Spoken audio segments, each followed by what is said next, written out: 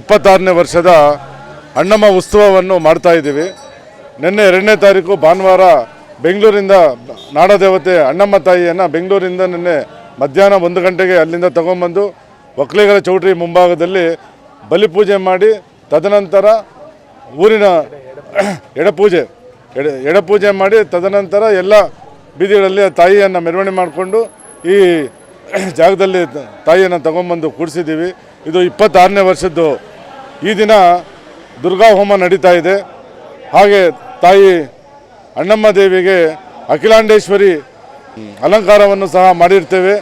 ಭಕ್ತಾದಿಗಳು ಏನು ಚಿಕ್ಕಬಳ್ಳಾಪುರದಲ್ಲಿರ್ತಕ್ಕಂಥ ಎಲ್ಲ ತಾಯಿಯಂದರು, ಚಿಕ್ಕಬಳ್ಳಾಪುರ ಜಿಲ್ಲೆಯಲ್ಲಿರ್ತಕ್ಕಂಥ ಎಲ್ಲ ತಾಯಂದಿರು ಬಂದು ಆ ತಾಯಿಯ ಕೃಪೆಯನ್ನು ಪಡಿಬೇಕು ಅಂತೇಳಿ ನಾವೆಲ್ಲ ಪ್ರಾರ್ಥನೆ ಮಾಡ್ತಾಯಿದ್ದೀವಿ. ಯಾಕೆಂದರೆ ಆ ತಾಯಿ ಬಂದಾಗ ಈ ಇಡೀ ಚಿಕ್ಕಬಳ್ಳಾಪುರದಲ್ಲಿ ಈ ನಮ್ಮ ಜಿಲ್ಲೆಯಲ್ಲಾಗ್ಬೋದು ಮಳೆ ಬೆಳೆ ಮತ್ತು ಎಲ್ರಿಗೂ ಒಂದು ಆರೋಗ್ಯ ಕೊಡೋಕ್ಕಂಥ ಶಕ್ತಿ ದೇವತೆ ಆ ದೇವತೆ.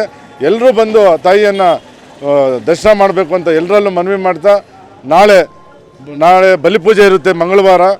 ಎಲ್ಲ ಭಕ್ತಾದಿಗಳು ಬಂದು ತಾಯಿಗೆ ಬಲಿಪೂಜೆಯಲ್ಲಿ ಕುರಿ ಕೋಳಿ ಎಲ್ಲನೂ ಇಲ್ಲಿ ಅರ್ಪಿಸ್ತಾರೆ. ತದನಂತರ ಬುಧವಾರ ಮಧ್ಯಾಹ್ನ 2 ಗಂಟೆಗೆ ತಾಯಿಯನ್ನು ಅಲಂಕಾರದಿಂದ ರಾಜಬೀದಿಗಳಲ್ಲಿ ತಾಯಿಯನ್ನು ಮೆರವಣಿಗೆ ಮಾಡಿ ಅನ್ನದಾನವೂ ಸಹ ಮಾಡ್ತಾ ಇರ್ತೀವಿ. ಎಲ್ಲ ಭಕ್ತಾದಿಗಳು ಬಂದು ಈ ಒಂದು ಕಾರ್ಯಕ್ರಮದಲ್ಲಿ ಪಾಲ್ಗೊಳ್ಬೇಕು ಅಂತೇಳಿ ನಾವೆಲ್ಲನೂ ನಮ್ಮ ಅಣ್ಣಮ್ಮ ಸೇವಾ ಸಮಿತಿಯಿಂದ ಪ್ರಾರ್ಥನೆ ಮಾಡ್ತೀವಿ. ಅಣ್ಣಮ್ಮ ಸೇವಾ ಸಮಿತಿಯ ಅಧ್ಯಕ್ಷರಾದಂಥ ರಾಜಾ ಅಂತ ನನ್ನ ಹೆಸರು. ಚಿಕ್ಕಬಳ್ಳಾಪುರಕ್ಕೆ ಇದು 26ನೇ ವರ್ಷದಿಂದ ಬರ್ತಾ ಇದ್ದಾರೆ. ಆ್ಯಕ್ಚುಲಿ 31 ವರ್ಷ ಆಗಬೇಕಾಗಿತ್ತು. ಕೊರೋನಾ ಕಾರಣದಿಂದ, ಸಂಘ ಸಂಸ್ಥೆ ಕಾರಣದಿಂದ 5 ವರ್ಷ ಮಾಡೋಕ್ಕಾಗಲಿಲ್ಲ. ಇಲ್ಲಾಂದರೆ 31 ವರ್ಷ ಆಗ್ತಾಯಿತ್ತು. 95ರಿಂದ ಈ ಮಹಾತಾಯಿ ಚಿಕ್ಕಬಳ್ಳಾಪುರ ನಗರಕ್ಕೆ ಬಂದು ಶಾಂತಿ, ಸ್ತ್ರೀಯರ ಸೌಭಾಗ್ಯವನ್ನು ಕೊಡ್ತಾ ಇದ್ದಾಳೆ. ಮಳೆ ಬೆಳೆ ಆಗ್ತಾಯಿದೆ. ಈ ಅಮ್ಮನ ಮಹಿಮೆ, ಈ ಅಮ್ಮನ ಶಕ್ತಿ ತುಂಬ ದೊಡ್ಡ ಶಕ್ತಿ. ಬೆಂಗಳೂರು ನಗರವನ್ನೇ ಕಟ್ಟಿದ ದೇವತೆ ಈ ಅಮ್ಮ. ಬೆಂಗಳೂರು ನಗರಕ್ಕೆ ನಮ್ಮ ಕರ್ನಾಟಕದಲ್ಲಿ ರಾಜಧಾನಿಗೆ ಮೊಟ್ಟ ಮೊದಲು ಕಾಣಿಸಿದ ದೇವತೆ, ನಗರ ದೇವತೆ ಅಣ್ಣಮ್ಮ ಅಂತ ಹೆಸರು ಈ ಅಮ್ಮನಿಗೆ. ಈ ಮಹಾಶಕ್ತಿಯ ಶಕ್ತಿಯನ್ನು ಯಾರು ಹೇಳೋಕ್ಕೆ ಸರಿಸಮ ಅಂತ ಹೇಳೋಕ್ಕಾಗಲ್ಲ.